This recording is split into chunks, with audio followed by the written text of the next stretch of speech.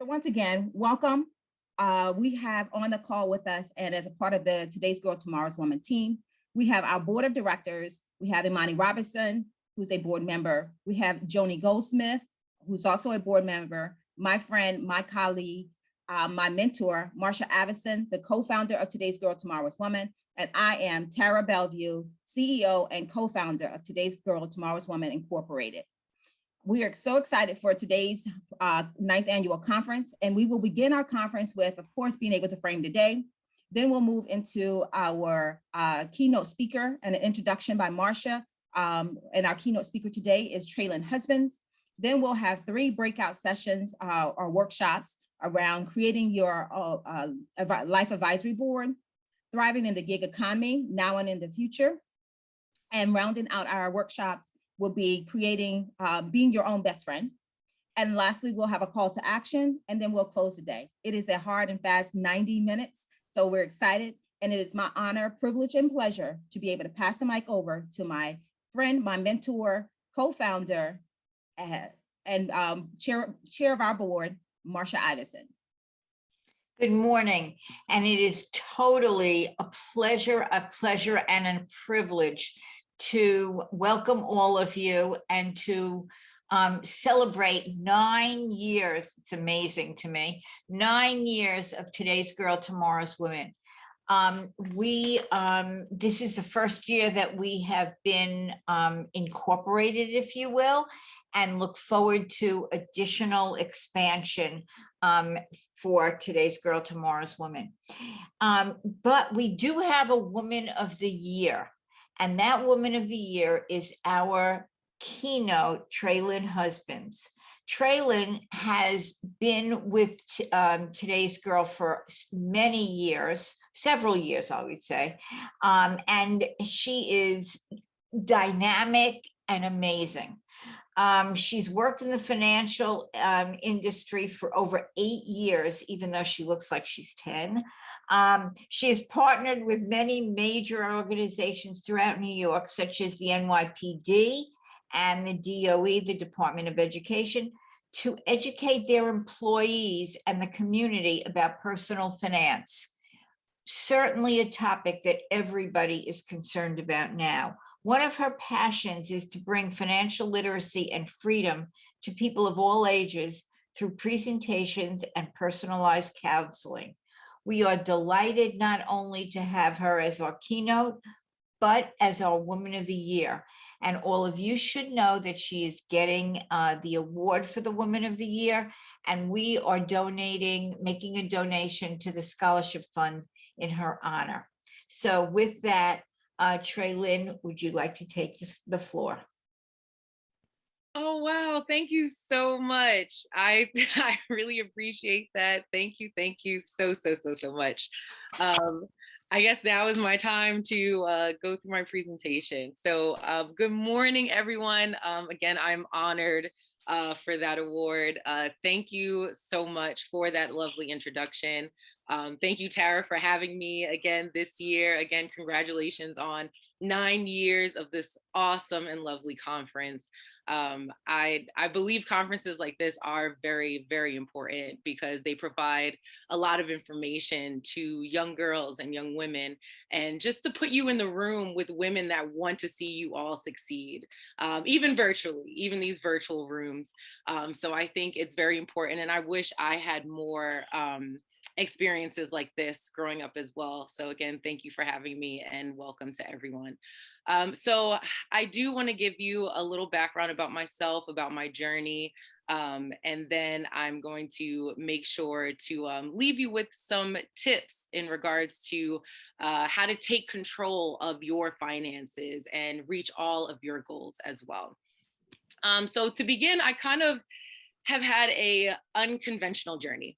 I started out as an actress at a very, very young age. I have been on a lot of national commercials. I have been in a lot of independent films. And I also played young Nala in The Lion King on Broadway. So I have like an extensive background when it comes to acting, and just creating in general has been a passion of mine, right? However, that is not what I went to college for.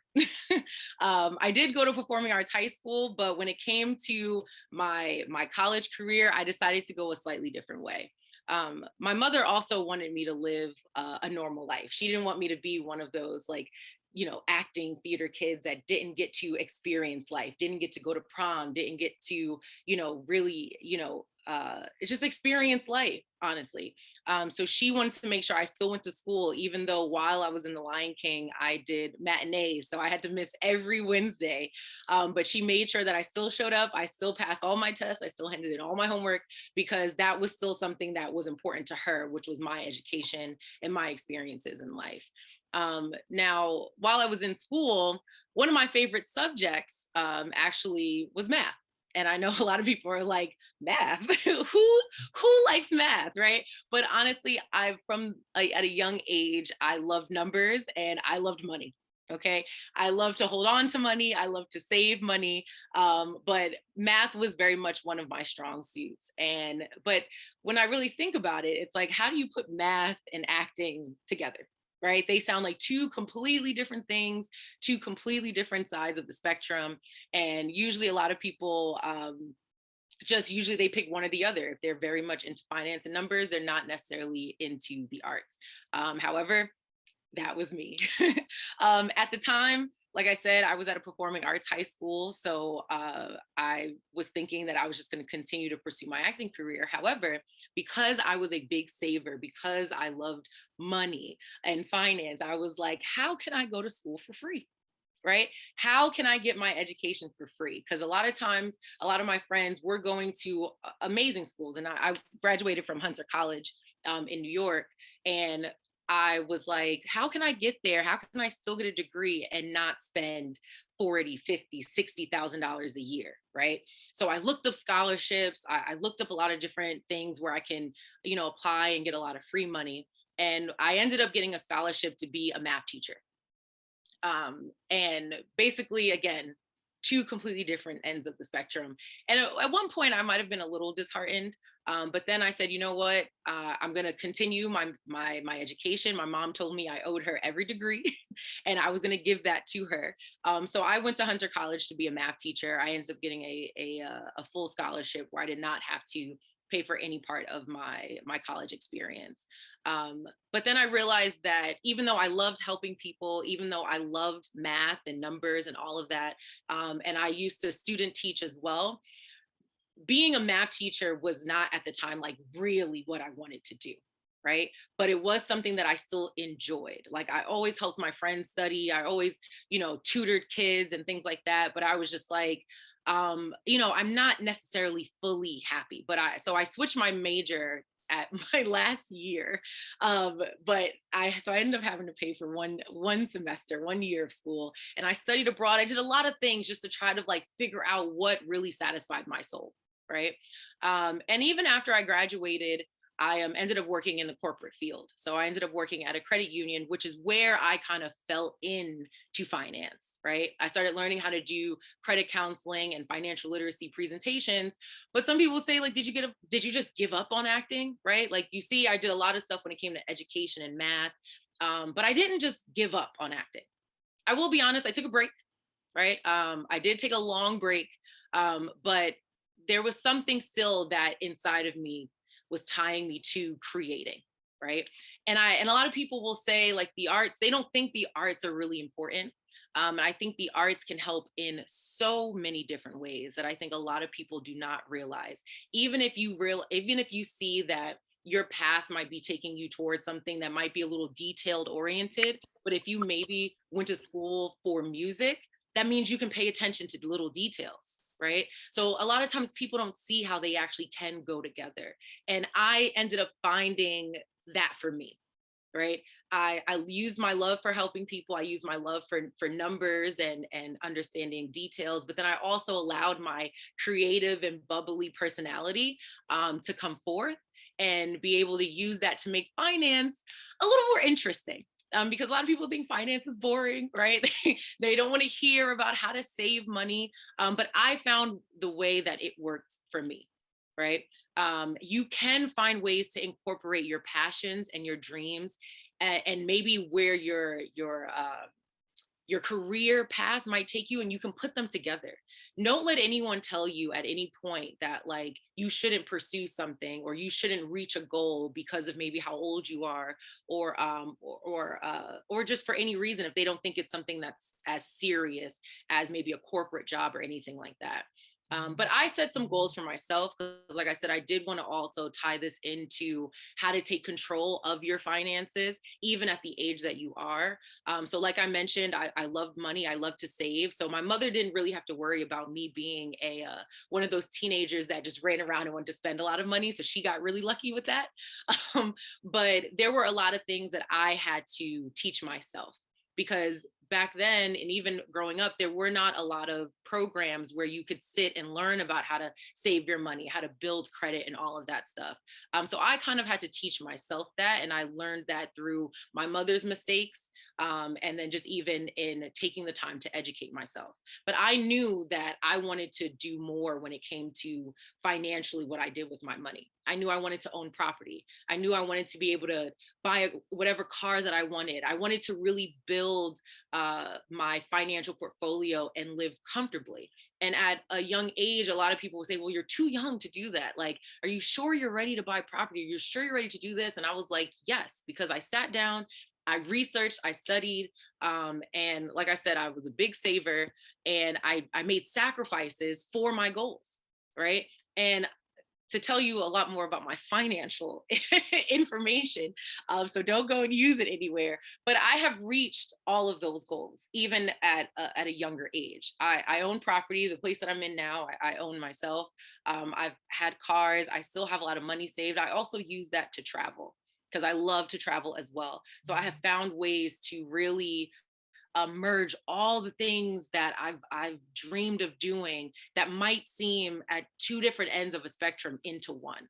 And I want to leave you with some tips, so that you can actually, no matter what age you are, no matter financially where your family might be or where you feel you are, that you can still take these tips and use them as you continue to move forward in your financial path and your financial career. Okay.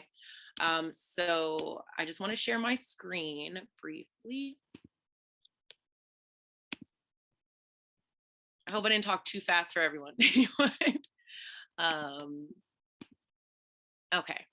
So these are just some tips I want to share with you, just about, sorry that it kind of jumped out of order, but just really about the things that I did for myself, and that I feel like, just to give you a quick thing about how you can actually reach those goals as well. So the first step really would be to educate yourself.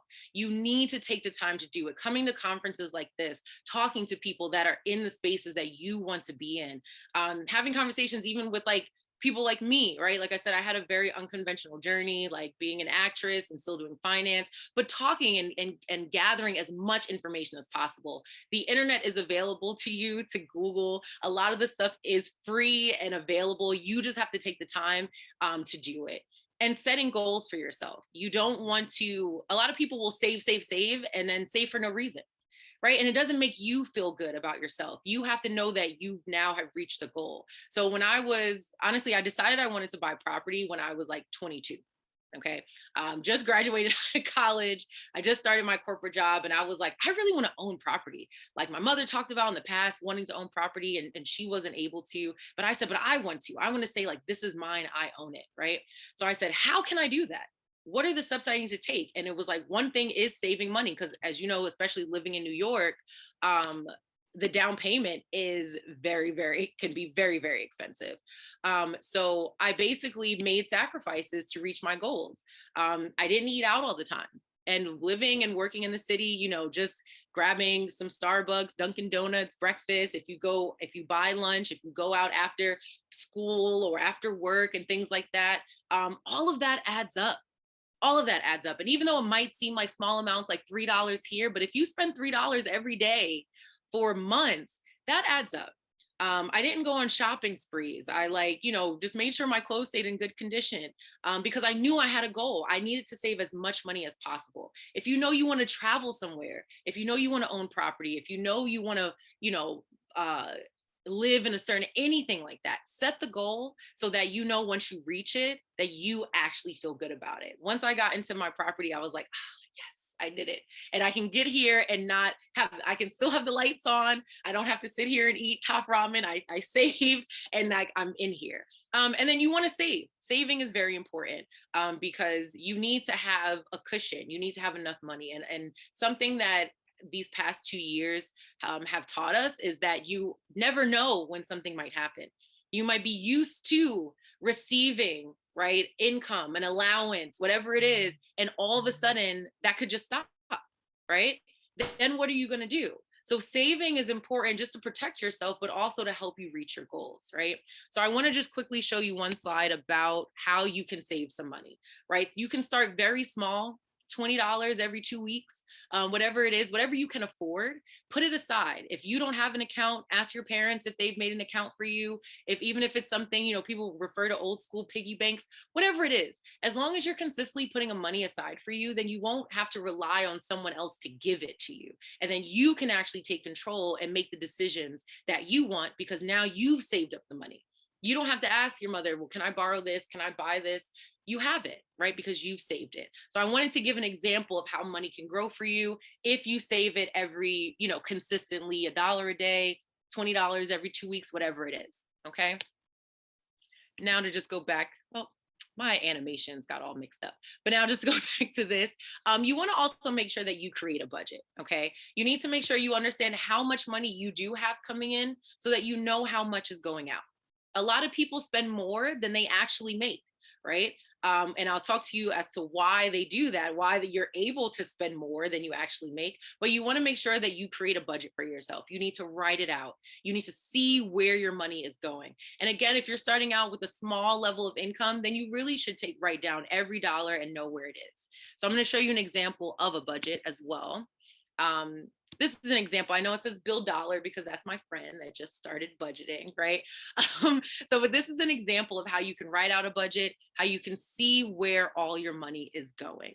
Now, for this person, just to give you an example, they started out making $3,000 a month and they wrote out where their money was going with public transportation, with rent, with all of their utilities, with food, clothing, entertainment, all of that. And they realize they're spending more than they actually make because they're using credit cards and things like that, right? So if they look at this and if you take a quick look at it, you can see there are a lot of places where people can make adjustments.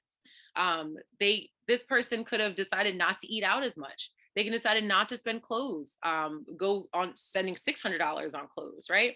You have to make those sacrifices again to reach your goal so that you know that you aren't putting yourself in a worse situation than where you began.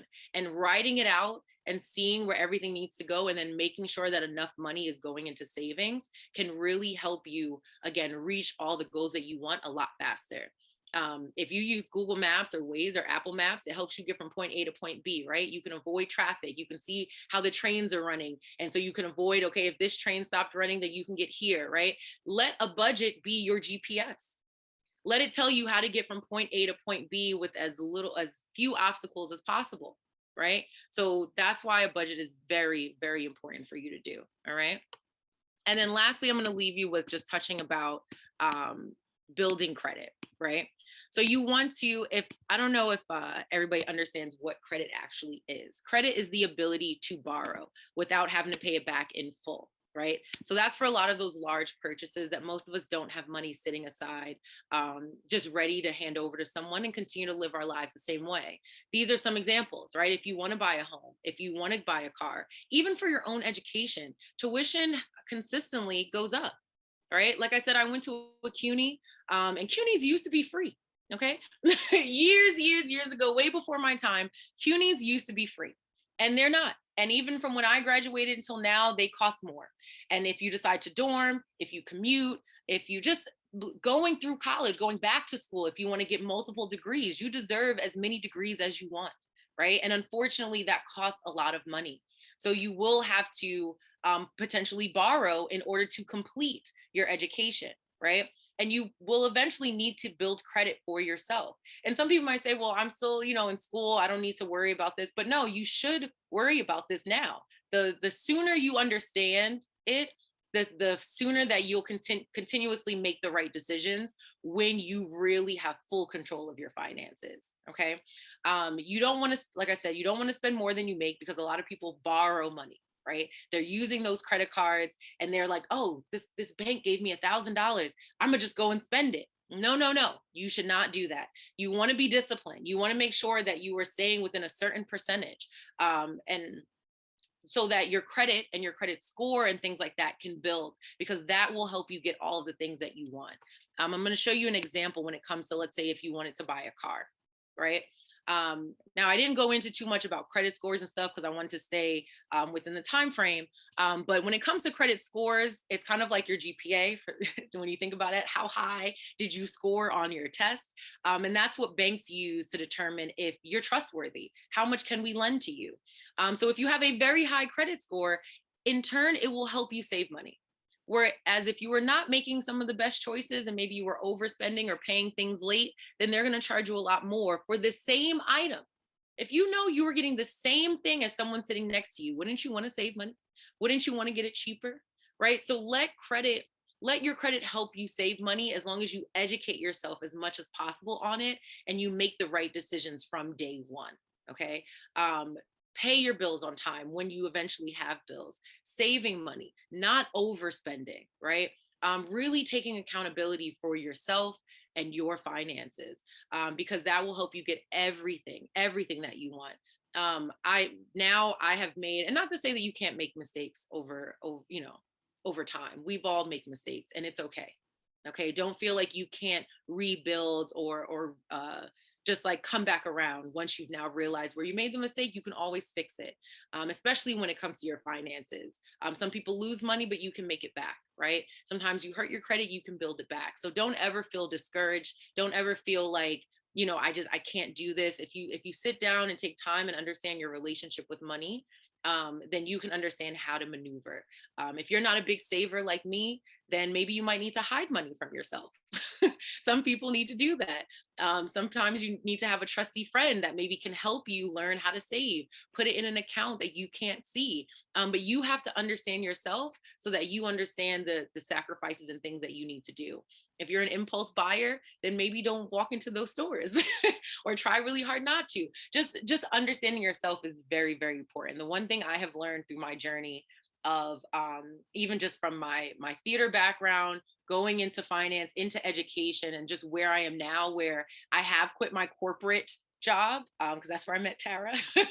I have quit that job and I actually continue to travel. I've traveled for long periods of time because that was also a passion of mine. I wanted to go and experience a culture for a month, and I was able to do that because I planned, I sacrificed, I set goals. But I've learned so much about myself over this time period that it's like I now know what I can and cannot do, what I need to do in order to reach my next goals, right? Because now now that I've reached all my initial ones, I have more that I want to do. I want to own more property. I want to travel more. I potentially might even want to live out of the country. Who knows? But don't be afraid of your goals, right? As big as they may seem, and as people might say, that don't do that. That's scary. I wouldn't do that. Don't let that stop you from doing anything. Because a lot of people have said to me that they wouldn't do certain things, that they were scared to do it, but don't take on their fear.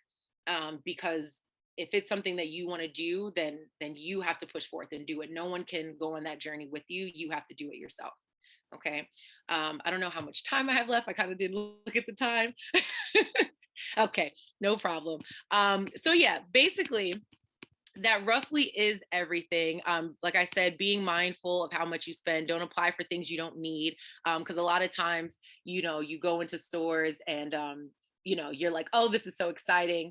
I want this, and you don't really need it. So if you have goals set, then it'll be a lot easier for you to make those sacrifices. So I think we want to have some times if there are some questions and things like that. So are there questions about anything that I've talked about financially or even personally? I am here to answer them. Hi, yes, thank you so much, Traylon. I remember last year just being so inspired by you, so it's so great that we got more from you this year. One question, we have a few questions. One, and we have about 3 minutes for this. So let's see. So first question is, if you make financial mistakes, how have you rebuilt, or, you know, what kind of steps did you take after that? So depending on the type of mistake that you make, especially if it comes to credit, there are specific steps that you can take. So let's say if you paid something late, now moving forward, if you then make sure to pay it on time, that will then, you know, rebuild your credit. Maintaining your budget. So like how I mentioned with, like, if you get a credit card that gives you $1,000, you really shouldn't spend more than 30%. So if you maintain that, that will kind of counterbalance the mistake that you made if it has to do with credit. Financially, I would say if you can't afford to not get that money back, then maybe you shouldn't give it, right? So even when it comes to, a lot of people are investing now and stuff like that. And if giving someone $500 is really going to hurt you in that moment, then maybe you shouldn't give it. But I usually try to invest knowing that if it kind of goes away, I'm still okay. And then if it comes back twofold, then that's awesome. But it's really just about, you know, taking those steps, knowing depending on the mistake that you made, there's usually steps to fix it.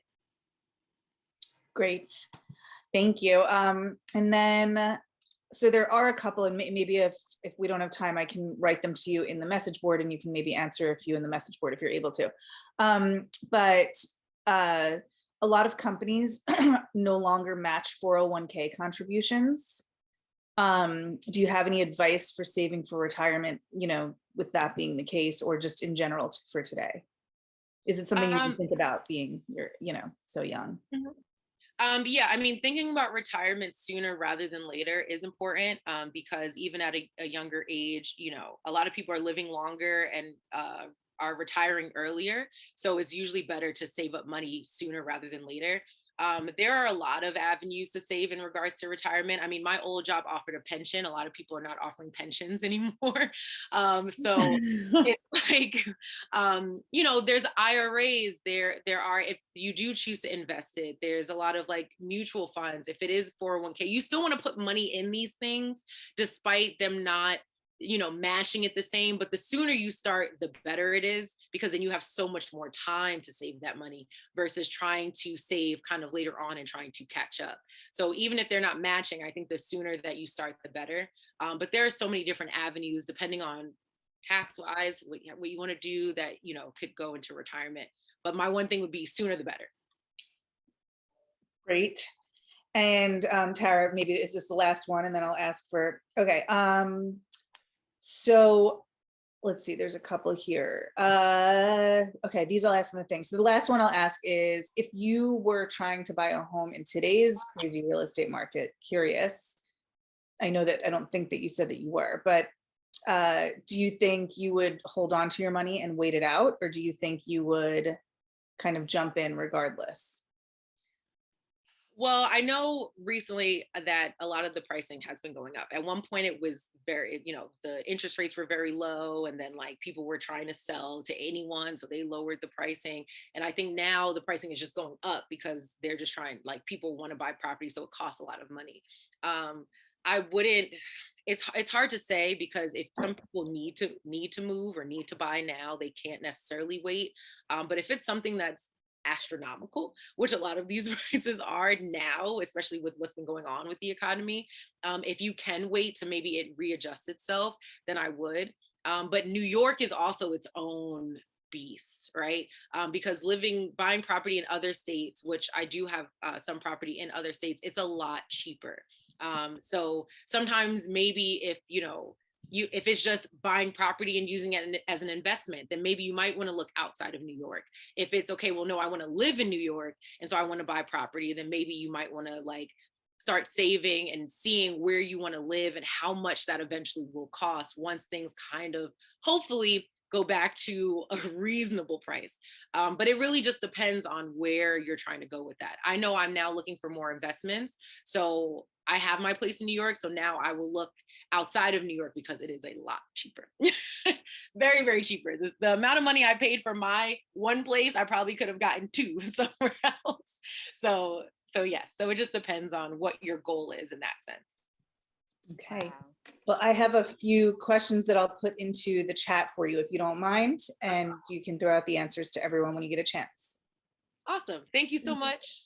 Thank you, you. Traylon. This was absolutely amazing. When you do have a second, you can go into the chat because there are a lot of little nuggets that you've shared and a couple other questions as Courtney referenced and to ask for some resources. So once again, thank you so very much. We're gonna move on over to our very first workshop, which is creating your own life advisory board. And I am so excited to pass the mic over to Emony Robertson, 3L at Howard University, my wonderful Mama Bee baby, Emony Robertson. To you. Thank you so much, Tara, for that incredible introduction. Thank you, Traylon. I personally was over here taking notes. I hope all of you were. I personally am excited to talk about creating your personal advisory board, but I truly believe that knowing your finances are critical. And just to show how everything connects, my personal advisory board has someone who helps me deal with finances. So it's just really thoughtful it's really important to think about your finances and your bigger picture in life, because I promise you, it's something you do every chapter in your life, including right now, I'm doing it. So with that, I really want to take the time to talk about professional well-being and personal well-being, and how no person is an island. I haven't found one successful person who is not connected to people who are uplifting them, their own village. What's really important about your village is having people who are experts in different areas of their lives. Sometimes, I'm going to be a lawyer, but I have folks who are in finance. I have folks who are in medicine. I have folks who are in education, and it makes a difference because you'll see the impact in the decisions you make. They're more informed. They're more thoughtful and conscientious of other people and other aspects and challenges that come with life. And with that, I am excited to introduce our panelists. First, we have Pamela Capellan. She is currently the daughter of Dominican Haitian immigrants and grew up in the vibrant streets of the Bronx, New York. She's currently a medical student at Weill Cornell Medicine, and an MBA student at Johnson Cornell Tech. She intends to become an eye surgeon and entrepreneur in the next few years. Her ultimate goals in life are to improve the eye health of Black and Brown communities, start a company, take care of her parents, and live her absolute best life without limitations. I am also ecstatic to introduce our second panelist, Kirsten Kirby. She is currently the director of work-based learning at NAF, but has spent most of her career advising pre-health students, pre-med, dental, veterinary medicine, etc., at schools such as Johns Hopkins University and Franklin and Marshall College. She's also the author of Your White Coat is Waiting, Vital Advice for Pre-Meds. So with that, we're going to get started because I think these two individuals will give some great insight on how you can support yourself in your career, regardless of whether or not you want to go into medicine, law, finance, acting. There are so many opportunities in the world, but again, you need a village to support. So with that, I'm going to start off with Kirsten. Welcome, welcome, welcome. Thank you for joining us today. My first question is, what characteristics were important to you in creating your personal advisory board? Well, thank you so much, Emony. I'm so excited to be here.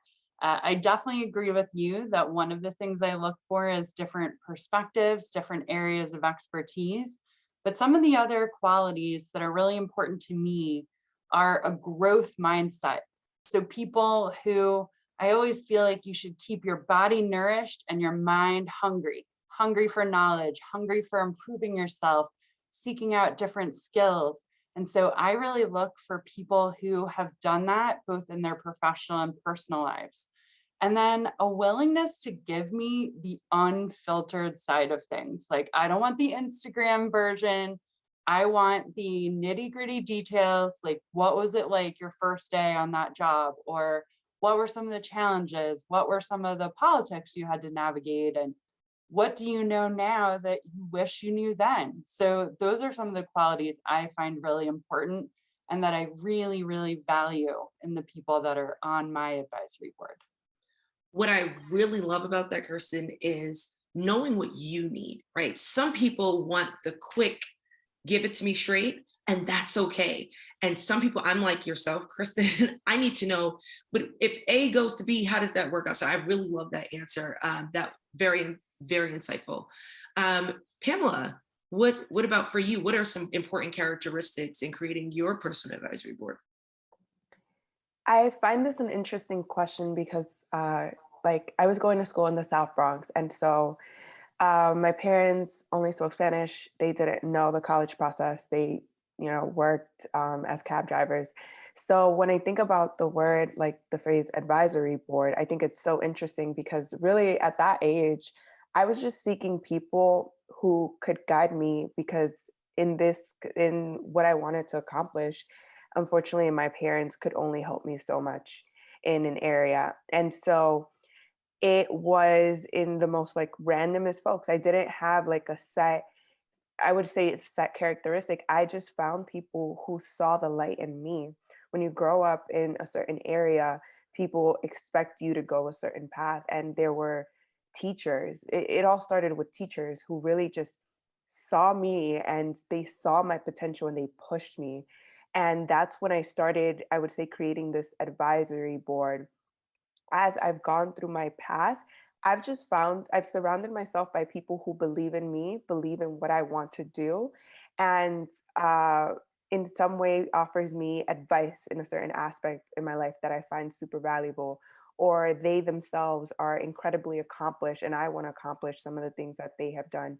But I think when it comes back to it, it's just like, as a woman of color in these spaces, being seen by someone and being supported by them is enough for me for you to serve on my advisory board, because that in itself just means so much to me and takes me really far when someone believes in me.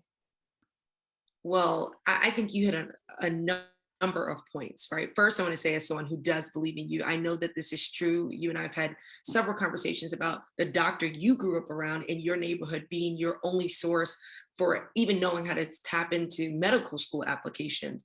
But I really love this idea of your teachers, right? I am here speaking in front of all of our guests today because of my high school teacher, who I call Tara, but it is very strange, right? Because Mrs. Bellevue changed my life, right? Like, and it's important.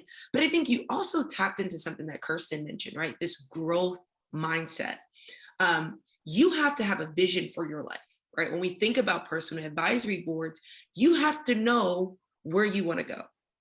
Now, you might not, it might evolve. I love that Traylon talked about that. It might evolve, but you want people who are committed to that vision. And so as we think about people who are committed to that vision, some of us are friends here on this call. And then some of the people on this call are my advisors, and there's a difference. So I want to ask you both, yes, there are people who are committed to your vision, but they're just a support, they're a friend, and that's a beautiful role to be in. And then there are people who are on your advisory board giving you insight and making decisions. Kirsten, I'm going to go to you. How do you know the difference between this is a friend and this is an advisory board member? Yeah, that's a great question. For me, I think part of it has to do with feedback and accountability. I think advisory board members are the kinds of people who will say, well, you've told me this, but your actions are not matching your words. Whereas I think friends will have a tendency to be like, oh, well, you had a really tough week. Like, you can just get to that next week. Whereas, yeah, I think advisory board members can really be that accountability for you. I think sometimes too, friends don't necessarily have that content knowledge or that kind of lived experience yet, depending on your friend group and kind of what they do. So because really you're picking advisory board members strategically, you know that, okay, maybe my friend group isn't necessarily going to be that source of knowledge that I need. And then I think the final piece is, with your friends, you kind of show all the different sides of yourself. And with advisory board members, you may not choose to do that. You may kind of compartmentalize a little bit, or depending on the nature of your relationship with them and the goals that you're working towards, you may keep it more focused on that. So those are a few of the ways that I see differences between friends and advisory board members. That is fascinating. I think certainly when I was in high school, like a lot of our attendees, I think there was a separation. I didn't include my advisory board members and I think some of my personal goals, but now I do. So I do think there's a difference in knowing. I love the nugget that you said about how your friends might excuse some of your behavior, whereas your advisory board members might not, right? Like my law school friends are going to say, well, yeah, of course, but maybe my advisory board member might say, actually, no. So I love that. Those are some really great nuggets. I'm going to turn it over to Pam. What are your thoughts on the difference between your friends? And I being one of your friends, I'm curious to hear as well what the difference is. Yeah, definitely. So I would say a lot of those folks on my advisory board, my mentors, they're typically much older than I am. And, you know, when I was like 14, that was my teacher who was in her 20s. It could be someone who's in medicine. So they usually been older. And I learned really early that, you know, from my mom, like, I ain't your little friend. Like my mom, I would say, is like my best friend, but she's still my mom. So she still had that authoritative aura about her that I knew, like, I can say certain things and I couldn't. And I think I've treated my mentors in that sense. I think Kirsten said something super important. Like, my friends are the folks that I go to brunch with. I show them a lot of parts of myself that I wouldn't really show in a professional capacity. But when it comes to my advisory board and people who I look up to, people who I want to be, people who I want to extract information from, I have to set that setting for it. So even the language that I use when I'm speaking to them is very different from my friends. I refer to them as, you know, I see you as a mentor. I see you as someone who there are things about you that I want to accomplish and I would love your guidance. So the way that I speak to them is incredibly different. Whereas with my friends, it's like, I support you, you're amazing, you support me. And I would also say that the language that you use, the settings that you even meet in, I always contact my mentors via email. Even though I have their numbers, I don't text them unless they need me to. So it's just certain conditions, certain boundaries that you set because you want to protect that professional relationship that you have with them. And sometimes bringing in your personal side could give you don't know how people will take it. So I think it's important to set the setting with those folks, and I think they'll understand what you're trying to go for, and they will support you. And this is not to say, like, eventually a lot of my mentors have become really good friends of mine, but at the stage that I really needed their mentorship, they weren't my little friends. This is a wonderful discussion. I have one more question, but before I get to it, I really want to tap into this. This is a much broader conversation because I think there are advisory board members who might be in the workplace with you, so you might not include them in your personal life. But then you have some advisory board members, like I go to Disney World with my mentor and my entire family, right?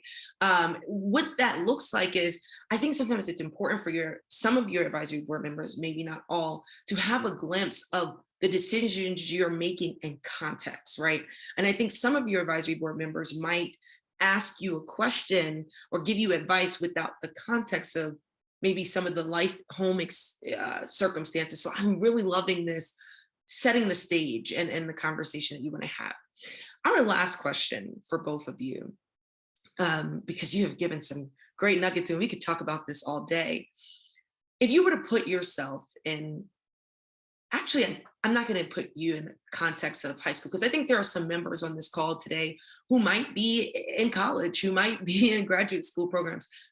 How do you suggest someone starts? If we could maybe get 2 tips from each of you about where to begin, right? What if I'm 13 years old and I'm scared? And Pam, you talked about communicating in check-ins. I do quarterly check-ins. I do yearly check-ins. I love that. Kirsten, why don't we start with you? 2 ways to create your own advisory board, and maybe how many members are actually on yours?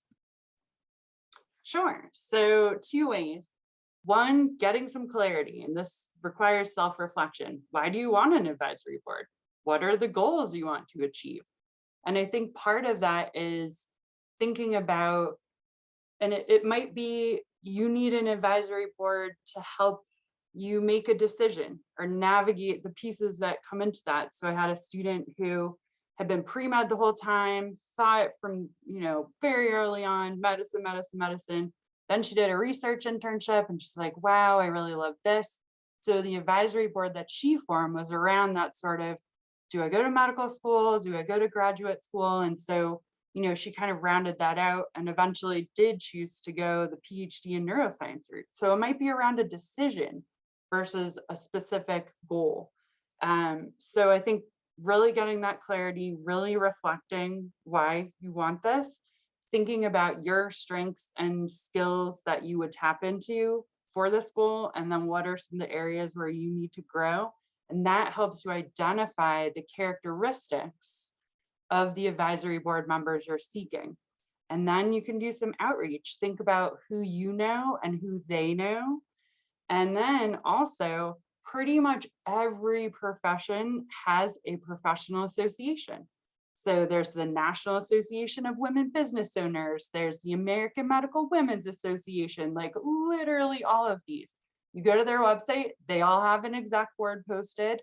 If you're looking to connect with women in college, go to the student activities or student organizations part of a college's website. It usually has all the different organizations, like the president, all the different leadership council people. So Lovey Ajayi Jones always talks about getting comfortable with being uncomfortable.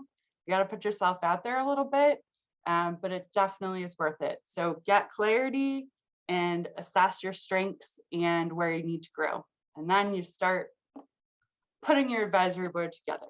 I love the goal setting. That was amazing. Why do you even want one, right? That was beautiful. And those two, wonderful. I agree. I wish I would have been a little bit more intentional. I think that's wonderful. And now Pam, will stick with you for our final answer. So I would say that I was a little bit more on the not so intentional, but more just, I just want to talk to you because you just seem amazing and great. So I will definitely seek out people in my career path. There are a lot of doctors that I have as mentors, but there's people who aren't. There are a bunch of people in my network who, just because they look like me or they have a similar background as me, I connected with them and I wanted to get to know them. And, they're not exactly helping me with my medical degree, but they're helping me in other ways because we go through some of the same things in different professions. And so I found it incredibly helpful to honestly just talk to everyone. If there's someone at a conference that you see and you're like, I like that vibe, go ahead, get their email, contact them. People love to talk to other people. And if you compliment them and you're like, I really think that you're just amazing, you're this, people like to feel good. And so when you make someone feel good, they're going to want to talk to you and help you and offer you. So I think try your best to talk to everyone. There are people who will also surprise you. I've seen people say like, oh, I don't want to reach out to her. She does this and that's not what I'm looking to do. That person could connect you to the next person. So never underestimate the power of a connection, because I've had one connection connect me to 10 other people, and those connect me to 10 more people. So talk to as many people as you can, get to know people, form connections, and form them in every industry, because you never know when you need insight on an industry. The next thing I will say is when you secure that mentorship with someone, not constantly, but try to check in, and try to check in a humane way. Like when you contact them, it shouldn't just be like, oh, I was hoping to talk to you about this decision that I want to make, but also say like, how are you doing? How's the family? What are things that are going on in your life? Just because it's nice to also hear that someone is interested in you. Even it doesn't matter the age difference, it's just nice. And then you get to learn a little bit more about them and what they're going through. And it's a great conversation starter. So definitely check in and give them progress reports of, hey, I'm doing this at this point. Thank you so much for your advice, because I used that and I went and I did A, B, and C. And people love that because it's like, I'm making a difference in your life. And those are the things that people, they love to hear it. And the last thing I will say is that it's something we don't talk too much about is try to offer your mentors something. And this goes back, it doesn't have to be a gift or like anything of that nature. It could even just be a compliment. It could be a message just saying like, hey, like you being in my life has brought me to this space and I'm just so grateful for you. If you work with them in a professional capacity, see how you can help them with something, whether that's writing a paper or that's in my field, like doing research with them, whatever it may be, see what you can also offer them. Because I think that when we look at mentorship, we see it as, oh, I'm trying to get this and this from this person and this and that. And it shouldn't be like that. It should be like an exchange of, you know, talking to one another, because they get fulfillment of seeing you grow and they want to give you tools to see you grow.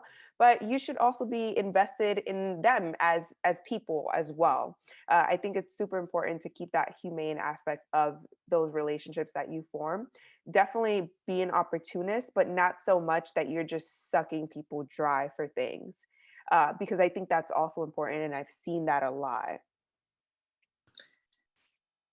I don't know about everyone else, but I personally feel so full right now.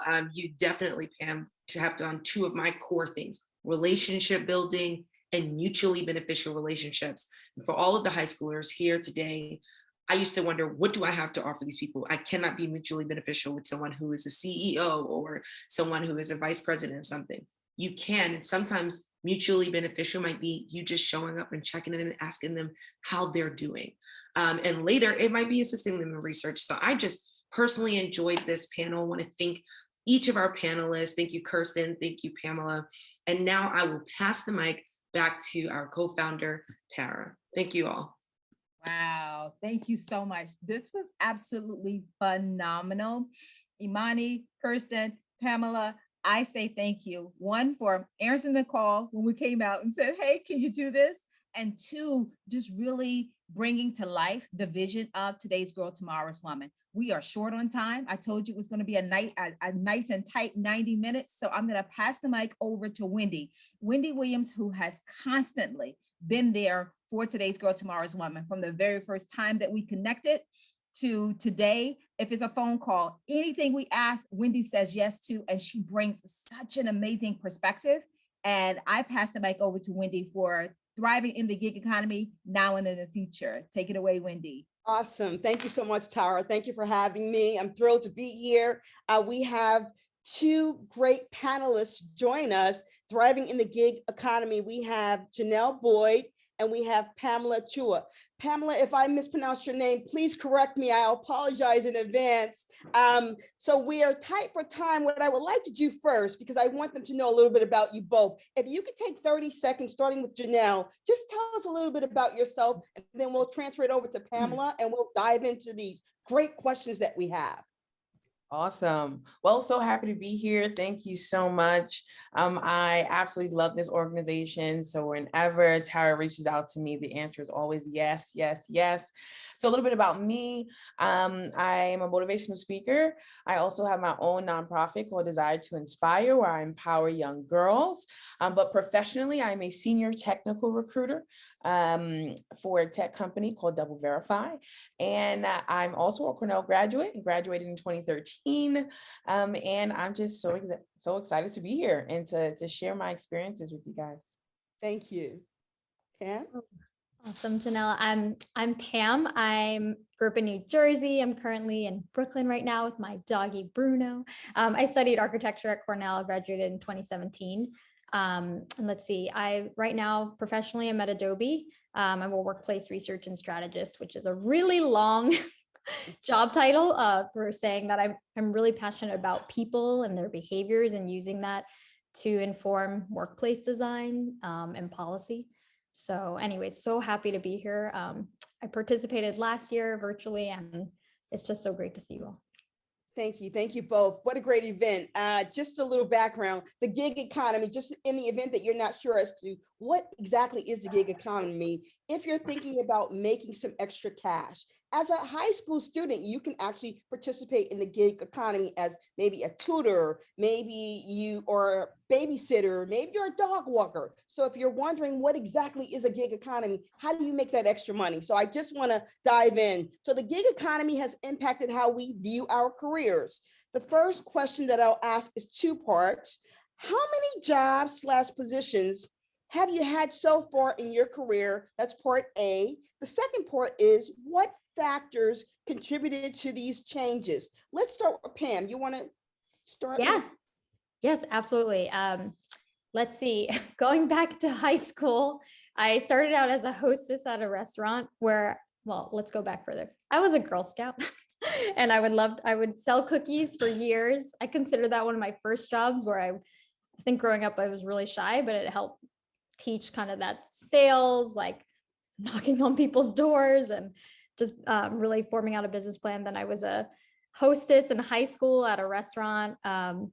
And then right after school, I started at Gensler, which was an architecture firm where I first started my first workplace strategist role. And then I was there for 4 years, and then I just switched to Adobe, oh gosh, a year ago. So technically since college, it's been 2 years, but along the way, through all these jobs, I've always had sort of side gigs. Like over the pandemic, I created clay necklaces to raise money for City Year. And I've always just been really passionate about like, what am I like moonlighting on? Or like, sometimes I just like need to keep my hands busy or engage with the community a little differently.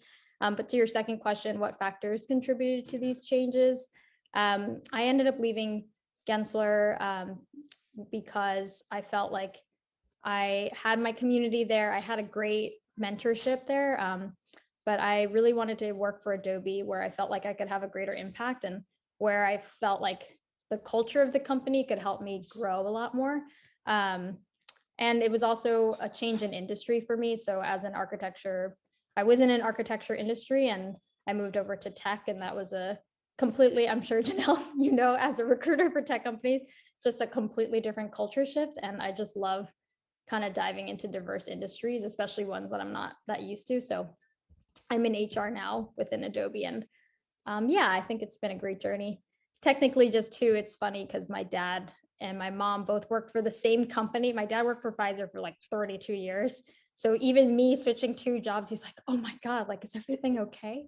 But it's just so natural, especially now. What about you, Janelle? Thank you. Yes. So I didn't start working until I was in college. I was first a student ambassador giving tour guides. Then I was an assistant to a motivational speaker who was like in correlation with someone at Cornell. Then I was a receptionist at an office at Cornell. And then I worked at Victoria's Secret over the summer when I took summer classes. Hated that job. And then I worked in a cafeteria at Cornell. But my first like corporate job, and then I also started getting paid gigs to public speak from when I was in high school, and spoke at the UN and traveled. And then I went to Robert Half, a staffing agency, to get a temp job, and somehow went permanent and spent 7 years there. And in between, I took a slight break and I worked at Northwell Health, all in recruiting. And then I went to, after the pandemic, I was at a startup called Attentive Mobile, as a tech recruiter, and then I transferred over to Double Verify as a tech recruiter. So had quite a bit positions, and none of it was planned. So I guess when they ask what factors contributed to these changes, I think like it's not a linear, your path is not linear. And so you really have to be able to pivot. Like you have to be able to like go with the flow as you grow. Don't be so stringent on like who you are now. Now, if you have a clear idea, like for instance, Emony, so earlier, she knew from when I knew her, she was going to be an attorney and she's on her way. And sometimes when you know, and you have all of this support guiding you in that direction, go with it.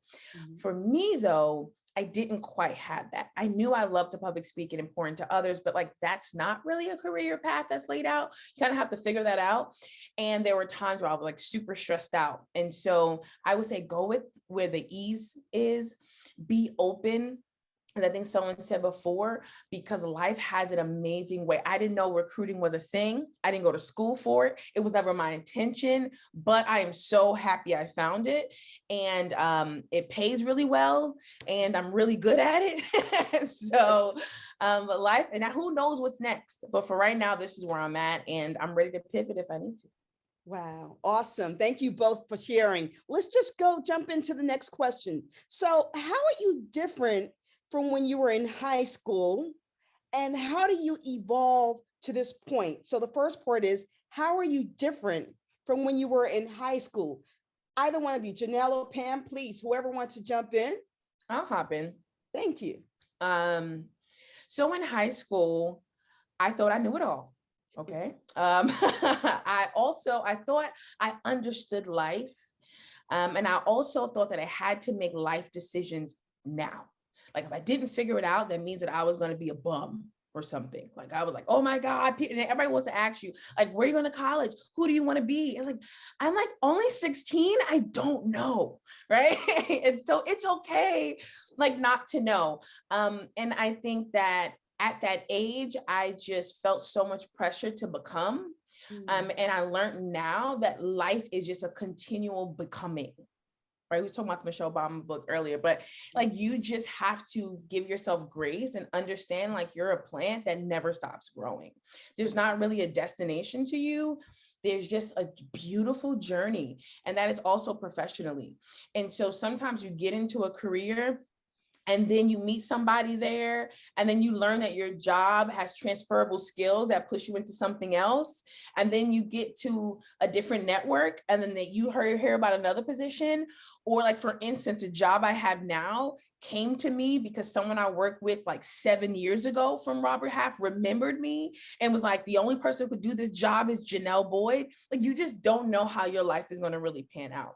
So I think as a high schooler, I was always like, really big on my grades, feel like I need to know who I am. And I was always like high strung and stressed. And as I got older, I realized that I have to relax.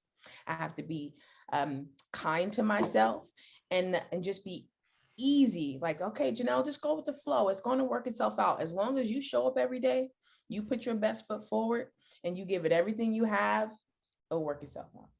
What great advice. Thank you so much, Janelle. Pam, you want to answer the same question, and then we'll pivot a little bit, do something a little unique, and go to the questions that may be in the chat. So Pam, how are you different from when you were in high school?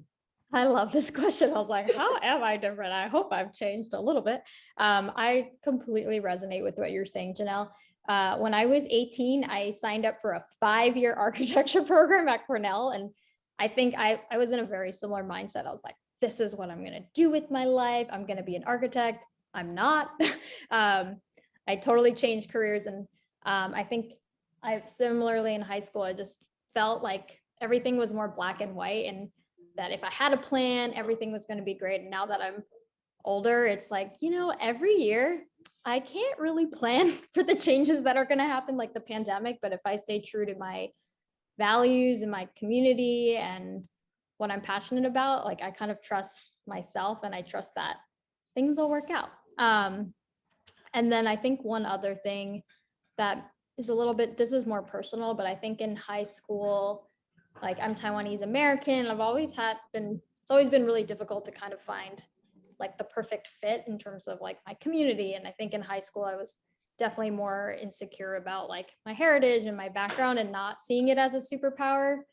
I was like, why can't I just like fit in with one group?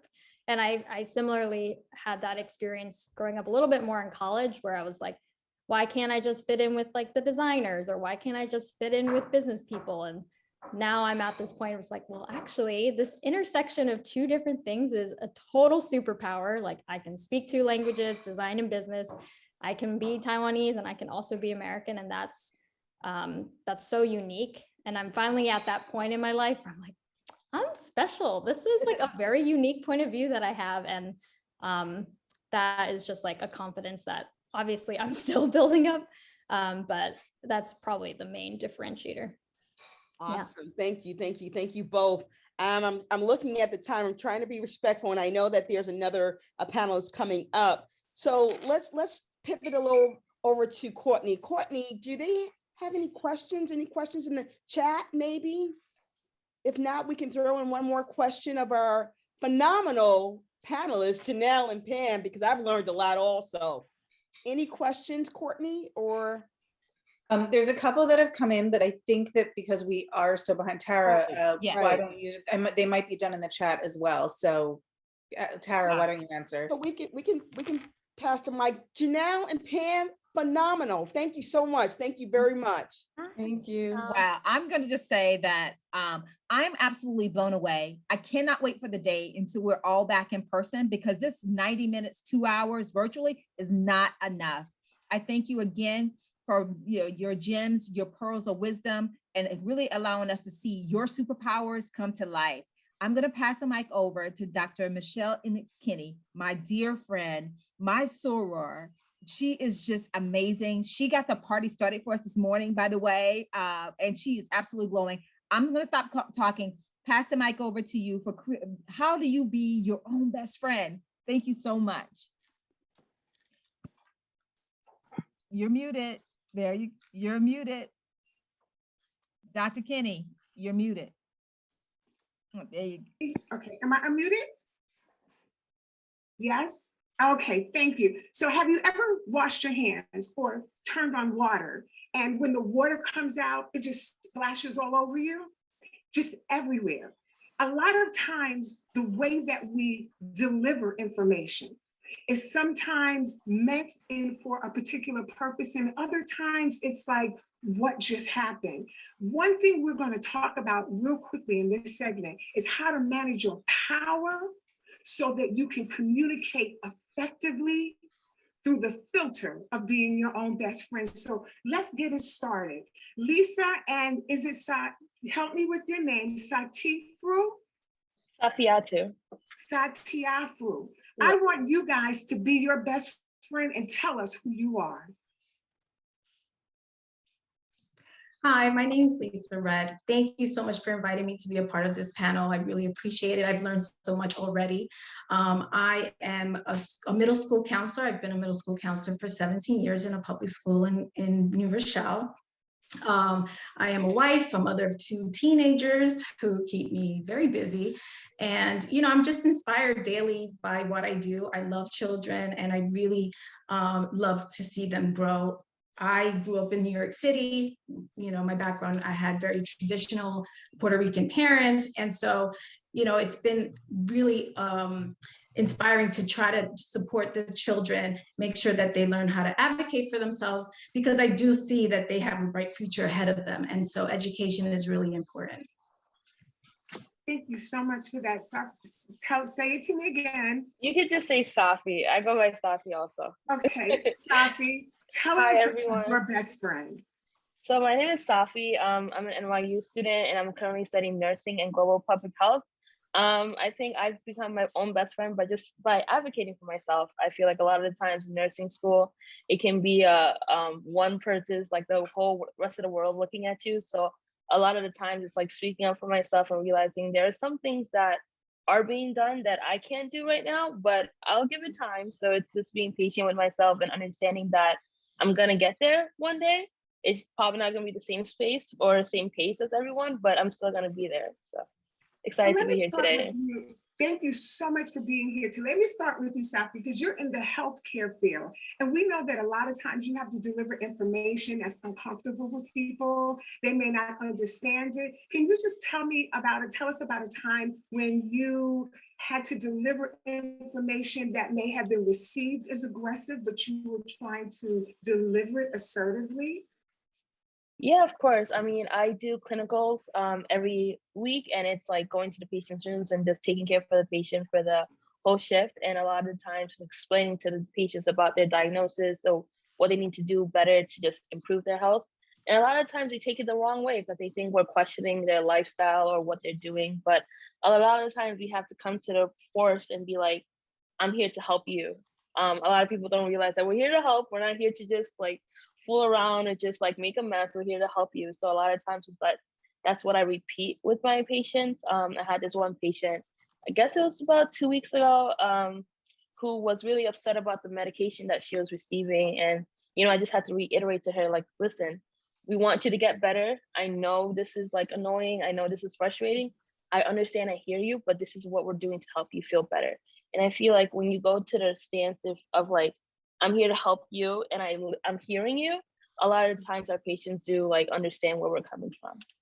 Yeah, so I'm hearing you say clarity, repetition. Those are things that help people to connect and helps to, as we say, de-escalate the inference of what might be aggression or aggressive, right? Because we're women, right? So everything that we do is amped up. It's like, oh, to the guys, it's just naturally competitive. To women, it's like, why is she being so extra?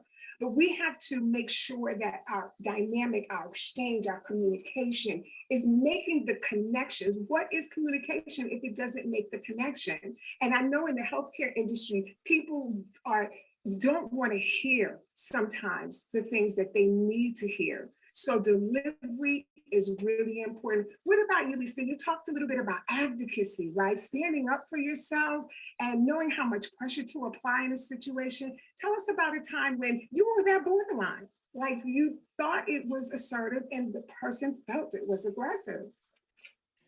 Well, oftentimes I really, as I mentioned, I do advocate for my students. I work with teachers, multiple staff, and a lot of times when I do have conversations with staff or teachers about how to support a student, there's sometimes a defensiveness that can arise because, it's almost like they're feeling like you're telling them that they're doing something that's negative or, that they're not making the right impact. So it's one, knowing who you're speaking with, right? You need to know your audience and then figure out a way to really deliver the message where you're being, respectful, but you're also, making sure that you're assertive in a way where, you know what, we do need to make some changes. We do need to adjust because the whole goal is for the student to have success. So, there have been situations because, day in and day out, I have meetings with teachers. I speak with parents, but it's all about making sure that it's student-centered.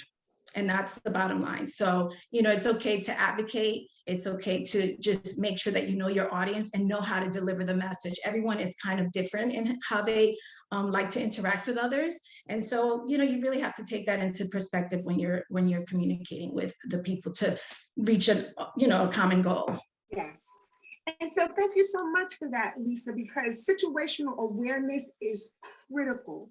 You have to know who you're talking to. You have to know what their temperament is like. And both of you all are representing people whose voices could at any moment be compromised. You have the children and you're trying to bridge the gap to talk about them to either the parents or the teachers, all of which are very sensitive, one delivering information. And you know how mommies and daddies are. They think their kids can do no wrong, which is why I love the pandemic, because everybody got to stay home with their kids.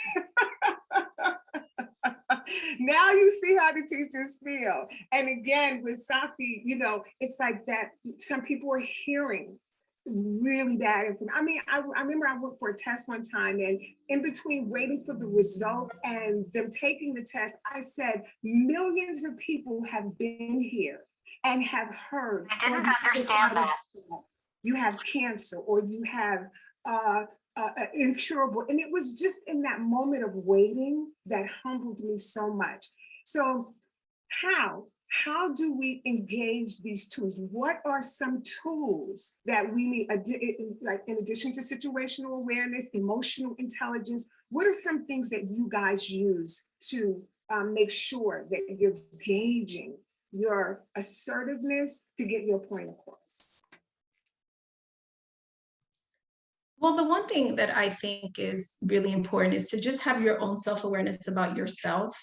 That's critical. You need to kind of be able to self-reflect on different situations, previous situations, current situations, what went well, what didn't go well, how can I adjust?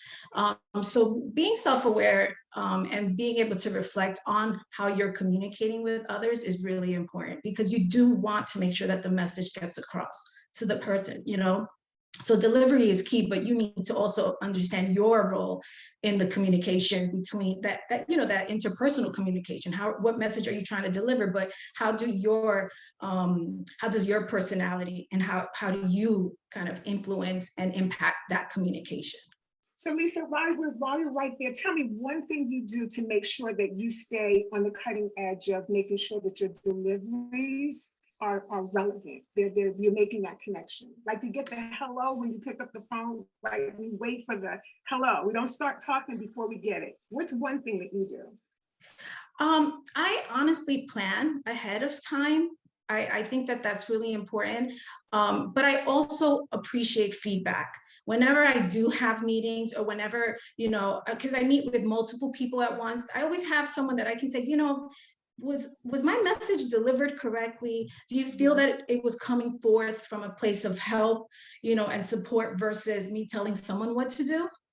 So I think that it's a balance, one, being aware of yourself, but also being open-minded to hearing feedback, constructive feedback from others, so that maybe you can make some adjustments to how you're communicating with other people, especially because, again, the student is the number one, our goal is for their success. Okay. And so we're going to just, Sophie, I want you to just jump in and give us one thing, and then we're going to wrap it right up, because we have talked, Tara Lynn talked about it, and we're hitting it. Always be growing, always be learning. The personal advisory board talked about it. The village, the language, nourishing, the gig economy talked about it, adaptive. We have all of these tools that we can use. What would you add to that? I would say never be afraid to ask questions. I feel like a lot of times as a student and even as the person that you're talking to, a lot of times we don't know what's going on. So we just want to clarify, hey, can you just let me know what this is about? A lot of times it's just like, I want to make sure that my person is getting the message across very straight. And at the same time, I want to make sure that they're listening to me. A lot of times we can listen, but we're not hearing it. Or we're just like, they're sitting there nodding. But it's like we're not really understanding the information. So I would really say like answering questions and leaving room to ask more questions for both you and the person you're talking to. And therein lies the power of our growth. I'm going to leave you with this quote. Sharon Anthony Brower, she said, the basic difference between being assertive and being aggressive is how our words and behavior affect the rights and well-being of others. The basic difference between being assertive and being aggressive is how our words and behaviors affect the rights and well-being of others. We have to manage our power. That's why there's sockets for electricity and power strips for that. We got to make sure that we manage our power. You guys are already your own best friends. Thank you so much for the value that you bring and just all that you're doing. It's incredible. Thank you for this panel. Thank you for this incredible information. It's going to take us far. Wow. Thank you so much, Michelle, Lisa, Safi. The words, there are not enough to be able to express my appreciation and all of the nuggets that you have provided for young people through this conference and through this recording. So I will just also say that please take the time to drop some questions, additional questions in the chat. It is on fire. I love it. More of it. All things happen for a reason. So once again, thank you so much. I'm going to now bring to the stage out. By the way, we're coming closer and closer to the end. And so I want to bring to the forefront Dr. Tiffany Campbell, school psychologist in Washington, D.C. Public Schools. It is my honor and privilege to pass the mic over to Dr. Tiffany Campbell. Good morning, everyone. Good morning, everyone. So in the interest of time, I'm just going to get straight into it. So one of the things that I often have to reassure myself about is that it's okay for me to put myself first. And I know sometimes, especially being a helping profession, I'm a school psychologist, my role is to be an advocate for students and students who are in special education and, various populations. I always forget sometimes that, I have to put myself first and get back in touch with myself. And I think this week, with all that I had to deal with, that was like a friendly reminder of that. So the tidbits kind of I have for this is that, everyone should have 3 life mantras, right? And I think life experience, my background has really helped me develop those. So one of my close friends always used to say to me, you got to stay ready so you don't have to get ready. And I think I often say that to myself so that I can always be in preparation for everything that comes to me, and I come from Jamaican background. One of my life mantras is what's for you can't unfor you. And that is a TED Talk from a Jamaican woman. And that essentially says that what's for you is for you. Like, you know, if you didn't get this opportunity, that wasn't the opportunity for you. You know, there's something better and greater that matches you, your values, everything that you bring to the table that will come forth to you. And also, and I think just very telling, I always tell people, you can always make money, but you can't get back your time and your peace. So always prioritize yourself and your time and your peace. And, you know, those are 3 life mantras that I kind of live for and use every day from day to day. But I want you, I'm calling you to do that. Find your 3 life mantras that kind of, you know, speak to you and who you are. And then I have 7 action steps, you know what I mean? Like 7 things that I feel like everyone needs to do. 1, being a school psychologist, being a therapist who provides, you know, therapy to those in private practice. Therapy is very important. And I know sometimes there's stigmas, people feel that, you know, you can do other things to deal with that, but therapy has been so important for other people, the students that I work with. And therapy has also been very important and impactful for myself. And it helped me learn more about myself and how life has impacted me. Figuring out your core values. You really have to figure out your core values. You got to figure out what are your non-negotiable. You know, for me, I'm always talking about being ethical and moral. That's a core value of mine. And you want to be able to figure out what those are. You know, finding your village. And I like to use that term specifically because for me, it speaks to my culture. It speaks to, you know, who I am, and having people around me who build me up, hold me accountable, make me feel safe. Safety is very important for everyone.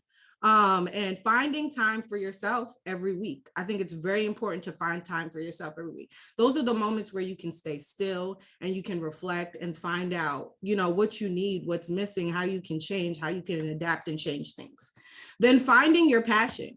You know, everyone has spoken about that. For me, you know, I went around the country all over. I originally wanted to be a lawyer, then I wanted to be a social worker, and then now I'm a school psychologist. And then now this week, I'm like, I need to jump into policy because people are acting up. You know, it's always going to change because my passion is advocating and supporting children. And that's always going to be the core front thing I'm going to focus on. So whatever I got to do to get there, if I got to change something up, I'm going to do that to continue to focus on providing safe environments for children. Learn your boundaries. I'm going to say this again. Learn your boundaries. Boundaries are important. Everyone struggles with boundaries, but you have to learn your boundaries and know your boundaries and communicate those boundaries. And find people who support you with those boundaries. And do things outside your comfort zone. Doing this for me is outside my comfort zone. I talk to kids every day. I talk to parents every day. You know, I facilitate IEP and, you know, eligibility meetings and stuff, but talking to a group of people is outside my comfort zone. But, you know, you have to do some things sometimes to get outside your comfort zone. And the last one is to forgive yourself always. Sometimes we make mistakes. Sometimes we have shame about things we've done, but you have to forgive yourself and move forward and know that those things won't hold you back. So my kind of homework, because as a therapist, I'm always giving my clients homework. So my homework for everyone today is to create a 21 item bucket list, okay? And the reason why I picked that number 21 is because it represents optimism and inspiration. And I think it's a perfect number to start creating things to do. Like for me, I've just been traveling. You know, last weekend I was in the Bahamas. 2 weeks ago, I was in Jamaica. I'm going to St. Martin in 2 weeks. And then I'm going to London, catching up for all the travel I missed in 2020 and 2021. But and I'm doing it economically and financially. I got my savings. So I'm going to make sure I'm staying in line with the mission, okay? And I'm also saving for a home and making sure that when they pull my bank records, they know I'm not spending outside of what I should be. But make sure you do a bucket list to see what are some things you want to accomplish. Even it's like axe throwing or doing an improv class, which is what I have on my list, kind of get me outside my comfort zone. Just creating a list of things that you want to do. So on that note, it was my pleasure. And I'm going to bring it back to Emony to close out with some exciting news. I'm hopping in very quickly to say that was absolutely amazing. Thank you for that list of things that we should definitely attempt to do on a regular. Axe throwing, I might can be there with you, but if we talked about zip lining, I'm out, but I can hold handbags and purses because I can definitely do that. Emony, do you want to bring us to a close? Well, I just want to thank each and every person for attending. Today has been so filling. I mean, from our opening keynote to Dr. Campbell, I just feel like this was a lot to take in, to digest, and that you will begin to challenge yourself. The call to action was everything. So with that, I just want to thank our co-founders, our entire advisory board. I would like to thank Courtney for being here. I would like to thank each of our panelists, our keynote speaker, our call to action speaker, and to each of you who attended. May you feel empowered. May you feel committed to empowering others. And we hope that you enjoy the rest of your weekend. And I'll just add to that. Thank you all so very much. I want to just share one, that we have our scholarship that is becoming available. So Today's Girl, Tomorrow's Woman scholarship with the Village of Women, Weill, which is another amazing organization that we partner with. In addition, in 2023, in person, 10 years celebrating. I want everybody to come to New York. Let's celebrate together and let's continue to make these wonderful things happen. And lastly, Courtney has placed in the chat, and please take a moment to take a look at the scholarship, but most importantly, give us some feedback. Make sure that we continue to grow and become better, because we can do this together.